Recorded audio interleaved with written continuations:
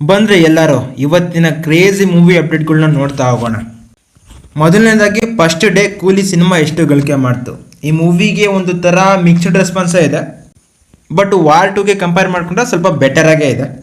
ಈ ಒಂದು ಸಿನಿಮಾಗೆ ಸಖತ್ ಹೈಪ್ ಇತ್ತು, ಹಂಗಾಗಿ ಈ ಒಂದು ಸಿನಿಮಾ ಫಸ್ಟ್ ಡೇನೇ 150 ಕೋಟಿಯಿಂದ 170 ಕೋಟಿವರೆಗೂ ಕಲೆಕ್ಟ್ ಮಾಡಿದೆ. 151 ಕೋಟಿ ಅಂತ ಹೇಳ್ತಾ ಇದ್ದಾರೆ. ಇನ್ನು ನಮ್ಮ ಕರ್ನಾಟಕದಲ್ಲಿ ಈ ಸಿನಿಮಾ 14.2 ಕ್ರೋನ ಕಲೆಕ್ಟ್ ಮಾಡಿದೆ.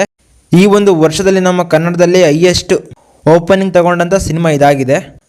ಮ್ಯಾಕ್ಸ್ ಸಿನಿಮಾ 12 ಕೋಟಿ ಓಪನಿಂಗ್ನ ತಗೊಂಡಿತ್ತು, ಈಗ ಈ ಸಿನಿಮಾ 14 ಕೋಟಿನ ತಗೊಂಡಿದೆ. ನೋಡಬೇಕು ಈ ವರ್ಷದಲ್ಲಿ ನಮ್ಮ ಕನ್ನಡ ಯಾವ ಸಿನಿಮಾ ಈ ಒಂದು ರೆಕಾರ್ಡ್ನ ಬ್ರೇಕ್ ಮಾಡ್ತವೆ ಅಂತ.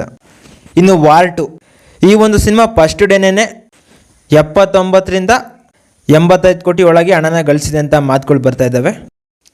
ಕೂಲಿಗೆ ಬಂದಿರೋ ಓಪನಿಂಗಿಗೆ ಕಂಪೇರ್ ಮಾಡಿಕೊಂಡ್ರೆ ಇದಕ್ಕೆ ನಂತ ಬೆಟರ್ ಓಪನಿಂಗ್ ಇಲ್ಲ ವಾರ್ 2ಗೆ. ಈ ವಾರ್ 2 ಸಿನಿಮಾಗೆ ಹಿಂದಿ ವರ್ಷನಿಂದ ಒಂದು 29 ಕೋಟಿ, ತೆಲುಗು ವರ್ಷನಿಂದ 23 ಕೋಟಿ ಮತ್ತು ತಮಿಳಿನಿಂದ ಒಂದು 25 ಲಕ್ಷ ಬಂದಿದೆ. ನಮ್ಮ ಇಂಡಿಯನ್ ಕ್ರಾಸ್ ಬಂದ್ಬಿಟ್ಟು ಇಲ್ಲಿ 52 ಕೋಟಿ ಆಗಿದ್ರೆ, ಇನ್ನು ವರ್ಲ್ಡ್ ವೈಡ್ ಕಲೆಕ್ಷನು ಸೇರಿ 79ರಿಂದ 85 ಕೋಟಿ ಒಳಗೆ ಈ ಒಂದು ಸಿನಿಮಾ ಗಳಿಕೆ ಮಾಡಿದೆ. ಇದರ ಬಜೆಟ್ 400 ಕೋಟಿ ಇದೆ, ಬಟ್ ಸಿನಿಮಾದಲ್ಲಿ ಏನು ಆ ರೇಂಜಿನ ಕ್ವಾಲಿಟಿ ಕಾಣಿಸೋದಿಲ್ಲ. ಇನ್ನು ಮಹಾವತಾರ್ ನರಸಿಂಹ ಸಿನಿಮಾ 239.5 ಕೋಟಿನ ಕಲೆಕ್ಟ್ ಮಾಡಿದೆ. ಕ್ಲಾಶಲ್ಲೂ ಕೂಡ ಈ ಒಂದು ಸಿನಿಮಾ ತನ್ನ ಓಲ್ಡ್ನ ಹಂಗೆ ಇಟ್ಕೊಂಡಿದೆ. ಇನ್ನು ಸೂ ಫ್ರಮ್ ಸೋ ಕೂಡ ಒಳ್ಳೆ ಕಲೆಕ್ಷನ್ ಮಾಡ್ತಾ ಇದೆ.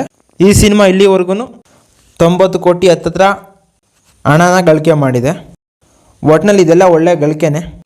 ಸ್ಯಾನ ದಿನ ಆದಮೇಲೆ ನಮ್ಮ ಬಾಕ್ಸ್ ಆಫೀಸ್ ಒಂಥರ ಸಮಾಧಾನ ಆಯ್ತು ಗುರು. ಬಟ್ ವಾರ್ ಮತ್ತು ಕೂಲಿ ಇವೆರಡು ಸಿನಿಮಾಗೂ ಕೂಡ ಆ ರೇಂಜಿಗೆ ಪಾಸಿಟಿವಿಟಿ ಇಲ್ಲ. ಏನಾಗುತ್ತೋ ಕಾದು ನೋಡಬೇಕು. ಇದರಲ್ಲಿ ಯಾವುದಾದ್ರೂ ಒಂದು ಸಿನಿಮಾ 1000 ಕೋಟಿಗಿಂತ ಜಾಸ್ತಿ ಗಳಿಸುತ್ತಾ? ನಿಮ್ಗೆ ಯಾವ ಸಿನಿಮಾ ಅನಿಸುತ್ತೆ? ವಾರ್ 2ಗೆ ಏನಂತ ಸೀನ್ ಕಾಣ್ತಾ ಇಲ್ಲ. ಕೂಲಿ ಕ್ರಾಸ್ ಮಾಡಿದ್ರೆ 1000 ಕೋಟಿನ ಕ್ರಾಸ್ ಮಾಡ್ಬೋದು, ಅದು ಕೂಡ ತುಂಬ ಕಷ್ಟ. ಆಲ್ಮೋಸ್ಟ್ ಅಲ್ಲಿ 10% ಚಾನ್ಸ್ ಇದೆ 100%ಗೆ, ಯಾಕಂದರೆ ಅಂಥ ಪಾಸಿಟಿವ್ ರಿವ್ಯೂಸ್ ಇಲ್ಲ. ನೋಡಬೇಕು ಎಲ್ಲಿಗೋಗಿ ನಿಲ್ಲುತ್ತೆ ಈ ಒಂದು ಸಿನಿಮಾದ ಕಲೆಕ್ಷನ್ ಅಂತ. ಇನ್ನು ಚಾಲೆಂಜಿಂಗ್ ಸ್ಟಾರ್ ದರ್ಶನ್, ಇವರ ಮೇಲಿದ್ದ ಜಾಮೀನನ್ನು ಸುಪ್ರೀಂ ಕೋರ್ಟು ರಿಜೆಕ್ಟ್ ಮಾಡಿದೆ ಮತ್ತು ಹೈಕೋರ್ಟ್ನೂ ಕೂಡ ಇದು ತರಾಟೆಗೆ ತಗೊಂಡಿದೆ.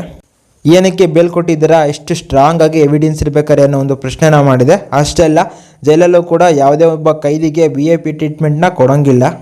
ಕೊಟ್ಟರೆ ಆ ಒಂದು ಜೈಲಿನ ಸಿಬ್ಬಂದಿಗಳನ್ನ ಸಸ್ಪೆಂಡ್ ಮಾಡ್ತೀವಿ ಅನ್ನೋ ಒಂದು ವಾರ್ನಿಂಗ್ನು ಕೂಡ ಈಗ ಹಾಕಿದ್ದಾರೆ. ಪಾಪ ಈಗೀಗ ದರ್ಶನ್ ಅವರು ಸೈಲೆಂಟಾಗಿದ್ದು ಮೂವಿ ಪ್ರಮೋಷನ್ನ ಇವತ್ತಿಂದ ಸ್ಟಾರ್ಟ್ ಮಾಡೋಣ ಅಂತ ಅವ್ರು ಅಂದ್ಕೊಂಡಿದ್ರು. ಇದ್ರ ನೆಮ್ಮದಿಯಾಗಿರಬೇಕು ಅನ್ನೋ ಒಂದು ಸಾಂಗ್ನ ಬಿಡುಗಡೆ ಮಾಡೋ ಮುಖಾಂತರ. ಬಟ್ ಸಿನಿಮಾ ತಂಡವರು ಕೂಡ ಈ ಒಂದು ಸಾಂಗ್ನ ಇವತ್ತು ರಿಲೀಸ್ ಮಾಡ್ತಾ ಇಲ್ಲ. ನೋಡಬೇಕು ಈ ಒಂದು ಕೇಸ್ ಎಲ್ಲಿ ಹೋಗಿ ನಿಲ್ಲುತ್ತೆ ಅಂತ. ಇನ್ನು ನಮ್ಮ ಡಾಲಿ ಅವರ ಅಲಗಲಿ ಸಿನಿಮಾದ ಟೀಸರ್ ರಿಲೀಸ್ ಆಗಿದೆ. ಸೂಪರ್ ಆಗಿದೆ ಗುರು, ನೆಕ್ಸ್ಟ್ ಲೆವೆಲ್ಲು. ಒಳ್ಳೆ ಎಕ್ಸ್ಪೆಕ್ಟೇಷನ್ಸ್ನ ನನಗಂತೂ ಬಿಲ್ಡ್ ಮಾಡ್ತು. ಇದರಲ್ಲಿ ಜಸ್ಟ್ ಆ ಒಂದು ಮೂವಿಯ ಕ್ವಾಲಿಟಿ ಮತ್ತು ನಮ್ಮ ಡಾಲಿಯ ಫೇಸ್ ಮಾತ್ರ ರಿವೀಲ್ ಮಾಡಿದ್ದಾರೆ. ಇನ್ನು ಸಿನಿಮಾ ಹೆಂಗಿರುತ್ತೋ ನಾವು ಕಾದು ನೋಡಬೇಕು. ನಾನು ಮಾತ್ರ ತುಂಬ ಎಕ್ಸೈಟಿಂಗ್ ಆಗಿದ್ದೀನಿ, ತುಂಬ ಎಕ್ಸ್ಪೆಕ್ಟೇಷನ್ಸು ಕೂಡ ಹುಟ್ಟಾಕ್ತು.